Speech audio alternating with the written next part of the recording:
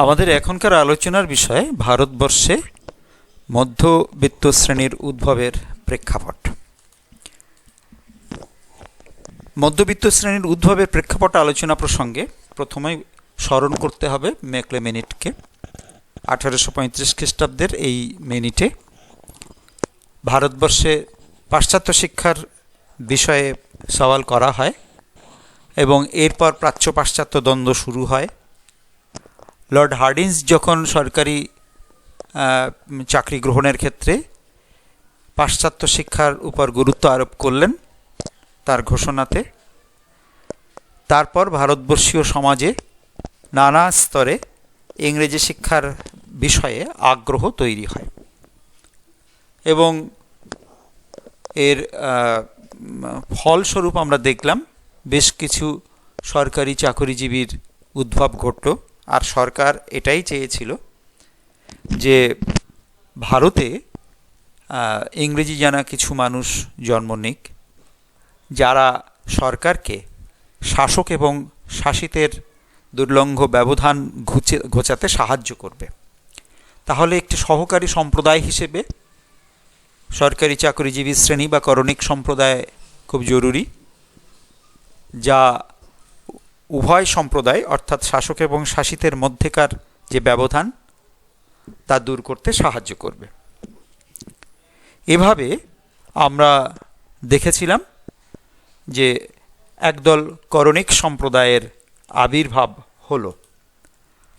আসলে পলাশী যুদ্ধের পর থেকে দীর্ঘ 100 বছর যাবৎ আমরা ব্রিটিশ শাসনের যে সম্প্রসারণ লক্ষ্য করেছিলাম, গোটা ভারতবর্ষের বিস্তীর্ণ অঞ্চলে তাদের যে অবস্থিতি আমরা লক্ষ্য করি, সেখানকার প্রশাসনিক ব্যবস্থা গড়ে তোলার জন্য উচ্চ পদগুলোতে তাদের নিজেদের লোকজন অর্থাৎ ইংরেজদের বা ইউরোপীয়দের নিযুক্ত করলেও নিম্নস্তরের পদগুলিতে ইংরেজি যেন ভারতীয়দের অগ্রাধিকার দেওয়া হয়। এভাবে পাশ্চাত্য শিক্ষায় শিক্ষিত একদল ভারতীয় কর্মচারী বা করণিক সম্প্রদায় আবির্ভূত হলো, যারা শিক্ষিত মধ্যবিত্ত শ্রেণী হিসেবে পরিচিতি লাভ করল বা শিক্ষিত মধ্যবিত্ত ভারতীয় কর্মচারী সরকারি করণিক হিসেবে আত্মপ্রকাশ করল। এছাড়া আইন পেশায় যুক্ত এক ভারতীয় শ্রেণীকে পাওয়া গেল। নানান রকম দিক থাকে একটি শাসন ব্যবস্থার, আইন বা বিচার তেমন একটি দিক। তাই এই পেশাটাও জনপ্রিয়তা লাভ করছিল। ভারতবর্ষীয় যে সমাজ, সেখানে এই পেশা গ্রহণ করে সমাজে প্রতিষ্ঠিত হওয়ার তাগিদ অনুভূত হয় এবং যারা সমাজের ভদ্র শ্রেণীর তথা এলিট শ্রেণীর মানুষ হিসেবে পরিচিত, তাদের পরিবারের সন্তানেরা এই পেশায় আসতে শুরু করলেন এবং এখানে সম্ভাবনাময় একটি ক্ষেত্র এটি। এখানে প্রচুর অর্থ প্রাপ্তিরও সম্ভাবনা থাকে, আবার সামাজিক যে স্ট্যাটাস বা অবস্থান, সামাজিক মর্যাদা, এটাও আমরা লক্ষ্য করতে পারি সে সময়। সমকালীন নানান উপন্যাসে সেখানে আমরা লক্ষ্য করি নানান কেন্দ্রীয় চরিত্র তারা কিন্তু ব্যারিস্টার। উকিল ব্যারিস্টারের পেশাটা এভাবে জনপ্রিয়তা লাভ করেছিল সমাজে। আর এই পেশার সঙ্গে যুক্ত হয়ে নানান যে মানুষজন, শিক্ষিত ইংরেজি শিক্ষিত মানুষজন, তারা কিন্তু একটা শ্রেণী হিসেবে আত্মপ্রকাশ করেন। যেমন আর্থিকভাবে তেমনি সামাজিকভাবে তাদের একটা স্বতন্ত্র সম্প্রদায় গড়ে ওঠে। এরা শিক্ষিত মধ্যবিত্ত শ্রেণী। এসবের পাশাপাশি বাণিজ্য ক্ষেত্রেও প্রচুর কর্মীকে নিযুক্ত করার তাগিদ অনুভূত হয়। কেননা সরকার যারা এদেশে গঠন করেছে তাদের মূলগত চরিত্র বণিক। এই বণিক সম্প্রদায় শিক্ষিত ভারতীয়কে যুক্ত করে কম বেতনে তারা তাদের লভ্যাংশটা বেশি রাখতেই চেয়েছিল। ইউরোপীয় কোনো দক্ষ ব্যক্তিকে এদেশে এনে সে সরকারি কোনো পদে হোক বা বাণিজ্যের যে কোনো দপ্তরেই হোক না কেন, তাদেরকে যদি নিয়োগ করতে হয় সেটা ঝামেলা ঝক্কিবহুল। তাছাড়া তাদেরকে বেতন যথেষ্ট দিতে হতো, এই সমস্যাও আছে। সুতরাং স্বল্প বেতনের বিনিময়ে ভারতবর্ষের সমাজ থেকে যদি কিছু শিক্ষিত যুবককে চাকরি দেওয়া যায় তাহলে অনেক লাভ করা সম্ভব হবে বাণিজ্যিক ক্রিয়াকলাপে। তাহলে এই যে বণিক সরকার, তারা সেদিকটা মাথায় রেখে নানান বাণিজ্যিক যে ক্ষেত্রের যে পদগুলি, বেনিয়ান, মুহুরি ইত্যাদি ইত্যাদি, এমনকি বাণিজ্য ক্ষেত্রের আইনি লড়াই করবার জন্য উকিলেরও প্রয়োজন হয়, মোক্তারের প্রয়োজন হয়। তো এইরকমভাবে তাদেরকে সেই সব জায়গাতে নিয়োগ করে, মানে শিক্ষিত ভারতীয়দেরকে নিয়োগ করে তারা তাদের কাজ হাসিল করতে চেয়েছিল। ফলে বাণিজ্যিক ক্ষেত্রে নানান বাণিজ্য সহায়ক পদে এভাবে নিযুক্ত হওয়ার সূত্রে ভারতে এই মধ্যবিত্ত শ্রেণীর পাল্লাটা আরও ভারী হয়। পাশাপাশি বলবো সামরিক ক্ষেত্রে কথা। সামরিক বিভাগের নানান পদে, অর্থাৎ নিম্ন পদগুলো যেগুলো ছিল, উচ্চ পদ তো সবসময় ইউরোপীয়রা দখল করে রাখত। আমাদের ভারতীয়রা উচ্চ পদে প্রমোটেড হতেন ভীষণ কম, হতেন না বলাই যায়। আবার উচ্চ পদে গেলেও উচ্চ বেতনক্রম তাদেরকে দেওয়া হতো না, একটা মর্যাদার প্রশ্ন ছিল তাদের কাছে। একজন শ্বেতাঙ্গ, একজন কৃষ্ণাঙ্গ তথা ভারতীয় এক বেতনে এক পদে আসীন হবেন, এটা তারা চাইতেন না। তারা শাসকের জাতি, শাসিতের সঙ্গে ব্যবধানটা সামাজিকভাবে, অর্থনৈতিকভাবে তারা বজায় রাখাটাকে মর্যাদার বলেও মনে করতেন। যাই হোক, ভারতবর্ষের এই সামরিক ক্ষেত্রের নানান নিম্নতর পদে আমরা দেখলাম এভাবে কর্মী ভারতবর্ষীয় সমাজের থেকে সংগৃহীত যে শিক্ষিত যুবক, তাদেরকে চাকরি দানের মধ্য দিয়ে আমরা ভারতবর্ষের একটা সামাজিক শ্রেণী পাল্লা সেটাকে আরও একটু ভারী হতে দেখলাম, বা ভারী হলো। মধ্যবিত্ত শ্রেণী হিসেবে আত্মপ্রকাশ ঘটল এই সামরিক ক্ষেত্রে ও নিযুক্ত কর্মীদের মাধ্যমে। এছাড়া সরকারি অফিসের যে নানান কর্মী, তাদের কথাও বলতে হয়। সরকারে স্কুল, কলেজ, অফিস, আদালত, এমনকি হসপিটালগুলোর ক্ষেত্রেও নানানভাবে ভারতীয়দেরকে তথা ইংরেজি শিক্ষায় শিক্ষিত ভারতীয়দেরকে নিযুক্ত করে তাদের যে প্রশাসনিক যে অ্যাক্সেসগুলো, সেগুলোকে তারা অত্যন্ত মানে সুদৃঢ় করতে পেরেছিল।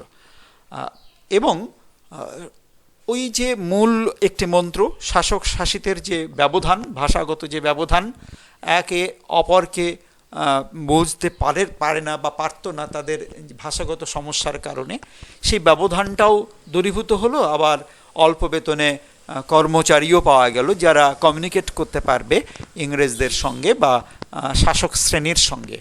এভাবে বোধগম্যতাহীন পরিবেশ থেকে একটি বোধগম্যতার স্তরে উন্নীত হয়েছিল ব্রিটিশ প্রশাসনিক ব্যবস্থা, যাদের মাধ্যমে তারা ইংরেজি শিক্ষায় শিক্ষিত ভারতীয় সম্প্রদায়, এই ভারতীয় যে শিক্ষিত যুবক সম্প্রদায়, এরা এভাবে ধীরে ধীরে নানান ক্ষেত্রে নিযুক্ত হয়ে তাদের যে সামাজিক স্তর, অর্থাৎ শিক্ষিত মধ্যবিত্ত যে শ্রেণী, সেই শ্রেণীকে আরও বেশি উজ্জ্বল করে তুলল।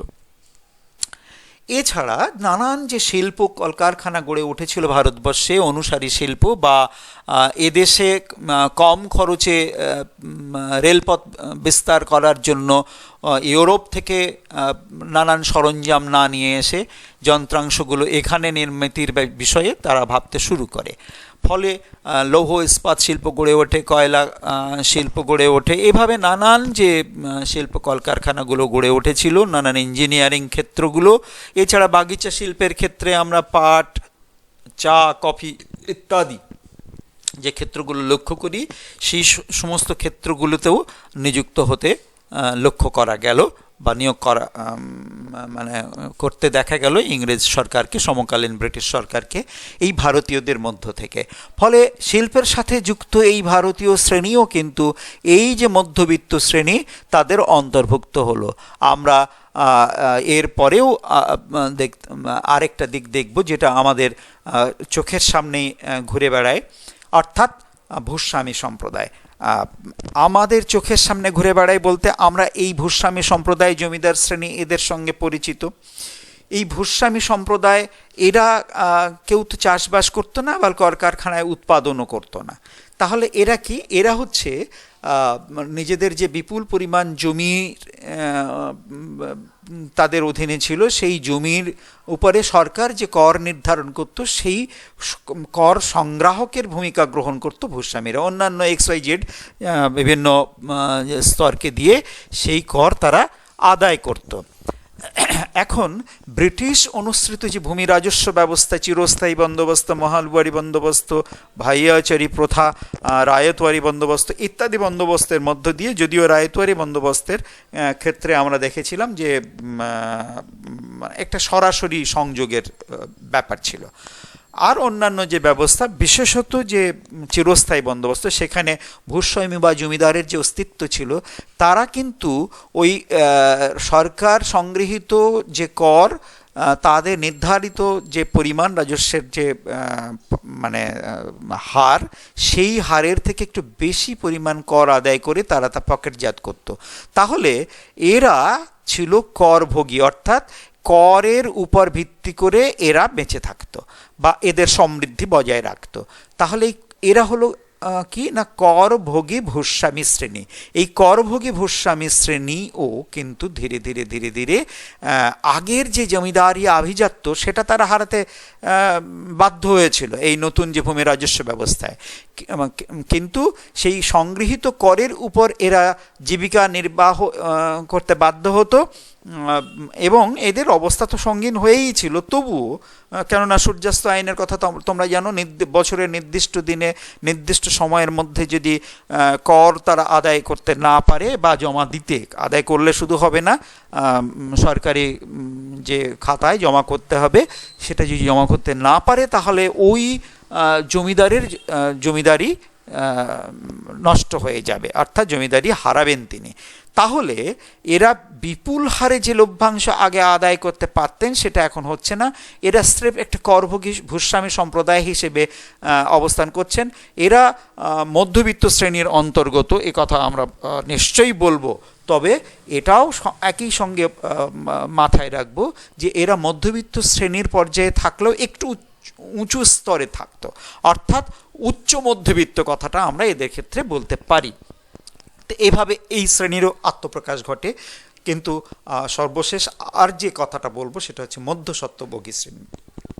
এই যে করদাতা এবং কর গ্রহীতা, এর মাঝখানে যেমন জমিদারকে পেলাম, কর গ্রহীতা সরকার, করদাতা হলে সাধারণ মানুষ তথা শ্রমজীবী মানুষ তথা যে গ্রামীণ পর্যায়ে বা শহরেও বিভিন্ন স্তরে যারা বসবাস করছেন তারা। এখানে বিশেষ করে আমরা গ্রামের কথা ভাববো। সেই গ্রামে যে রায়তওয়ারি বন্দোবস্তটা বিশেষভাবে আমরা এখানে বলবো না, বারবার বলে ফেলছি। যাই হোক, যে অন্যান্য যে ভূমি রাজস্ব ব্যবস্থা, অর্থাৎ মহলবাড়ি বন্দোবস্ত কিংবা আমাদের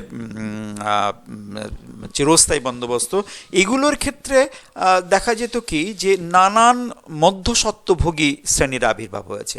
জমিদারি ব্যবস্থাতে জমিদার নিজেও মধ্যস্বত্বভোগী, কারণ কর দেবে যারা, তারা যদি সরাসরি সরকারকে দেয়, যেমন রায়তওয়ারি বন্দোবস্ত, এই রায়তওয়ারি বন্দোবস্ত, রায়ত অর্থাৎ যে প্রজা, তারা যদি সরকারকে অর্থাৎ রাজাকে কর দেয়, তাহলে মাঝখানে আর কেউ রইল না আদায়কারী। কিন্তু যদিও সেখানেও ছিল সরকারি কর সংগ্রাহকরাও ছিল। তো এভাবে যদি মধ্যস্বত্বভোগী হিসেবে আমরা যদি জমিদারের উপস্থিতি না দেখি, কিংবা জমিদার উপস্থিতি থাকলেও তারপরেও আরও স্তর তৈরি হয়েছিল আমাদের ভারতবর্ষ তথা বঙ্গদেশে। মহাজন শ্রেণী যারা মানে দুর্বল কৃষককে ঋণ দিয়ে সাহায্য করত এবং ঋণের জালে কৃষক জড়িয়ে পড়তো, সেটা স্বতন্ত্র বিষয়। কিন্তু এই মহাজন শ্রেণী, মোড়ল সম্প্রদায় কিছু উঠে আসে। আলাউদ্দিন খলজির আমলে যারা ছিলেন, খুত মুকদ্দম চৌধুরী, এইরকম পাটোয়ারি, এরা যেমন ছিলেন সেরকম এখানেও কিছু মোড়ল সম্প্রদায়ও উঠে আসে, যারা বিভিন্ন ভারতবর্ষের বিভিন্ন প্রান্তে বিভিন্ন নামে পরিচিত।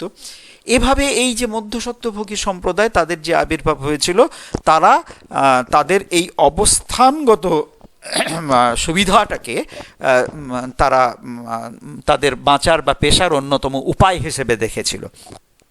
এবং মধ্যে থেকে, অর্থাৎ সরকার ও কৃষকের মধ্যে থেকে অথবা সরকার ও জমিদারের মধ্যে থেকে তারা নানান রকম সুযোগ সুবিধা ভোগ করত। তাছাড়া আমাদের বঙ্গদেশের বর্ধমানের কথা যদি আমরা বলি, বর্ধমান জেলাতে সমকালে এভাবে যারা ইজারাপ্রাপ্ত হতেন তাদেরকে তো ইজারাদার বলাই হতো, কিন্তু ইজারাদারের পরেও আর একটা স্তর আসতো, তাদেরকে বলা হতো দর ইজারাদার। এইভাবে আমরা ইজারাদার, দর ইজারাদার, দর ইজারাদার এ কথা বলে থাকে ভিন্ন নামে। ইজারাদার না বলে সেখানে পত্তনিদার বলা হতো। তো যাই হোক, মানে সঠিক শব্দ দিয়ে যদি আমরা বলি, তখনকার প্রচলিত শব্দ দিয়ে বলি, তাহলে আমরা বলবো পত্তনিদার। সেক্ষেত্রে পত্তনিদার, দরপত্তনিদার, দর পত্তনিদার, এইভাবে বিভিন্ন স্তর সামাজিক শ্রেণীর আবির্ভাব ঘটে। এর সবাই অ্যাকচুয়ালি মধ্যবিত্ত শ্রেণী, এই মধ্যস্বত্বভোগী শ্রেণী। এই মধ্যস্বত্বভোগীর অবস্থানও কিন্তু সামাজিক স্তরের মধ্যেই। ফলে এই যে করণিক সম্প্রদায়, আইনগত পেশায় যুক্ত যে সম্প্রদায়, বাণিজ্যিক কাজে নিযুক্ত কর্মী, সামরিক বিভাগের কর্মী, সরকারি অফিসের কর্মী, শিল্পের সঙ্গে যুক্ত ভারতীয় শ্রেণী, করভোগী ভূস্বামী শ্রেণী বা মধ্যস্বত্বভোগী নানান যে শ্রেণী উপশ্রেণী, এরা সকলেই মধ্যবিত্ত শ্রেণীর পর্যায়ে অবস্থান করে। এবং সে হতে পারে আরও, যদি উপশ্রেণীতে বিভক্ত করি, হয়তো উচ্চ মধ্যবিত্ত, নিম্ন মধ্যবিত্ত, এমন স্তরে আমরা ভাগ করতে পারি। কিন্তু সকলের অবস্থিতি কোথায়? না মধ্যবিত্ত শ্রেণী। এই যে সামাজিক যে শ্রেণীর উদ্ভব ঘটেছিল, তার প্রেক্ষাপট ছিল মূলত এই। এখানে শেষ করলাম, কেমন? ফলে আজ এই পর্যন্ত আমাদের বক্তব্য, কেমন?